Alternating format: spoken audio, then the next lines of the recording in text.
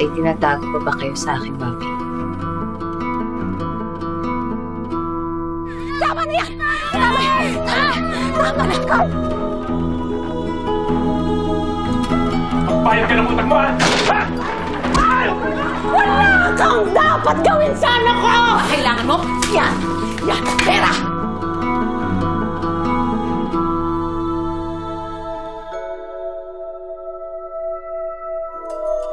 Marami na kasing nagawang OFW story.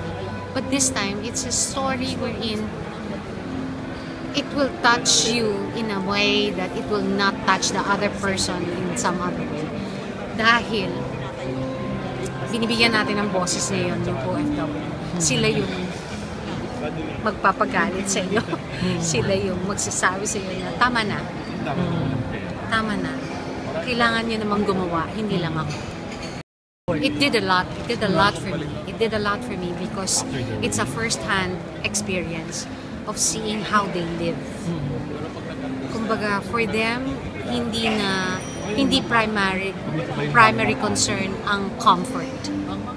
For them, ang primary concern nila is what they could give. The challenge is to know and to let the other people know the troubles that they get into and the heartaches and the heaviness that they have inside. Parang plant. Pag in-uproot mo, nawawala ng buhay. Diba? So, in that manner, parang how will you be able to tell the others what these people are undergoing? So, yun yung hirap. And I hope I was able to do that. It was a joyful experience. Ron is a very good friend. So, it's always fun to work with him. Pag matagal mo na siyang nakasama, somehow meron na kayong chemistry together. So it's fun. Working with my daughter is always fun. I always loved my daughter to be there. Parang may baby ako.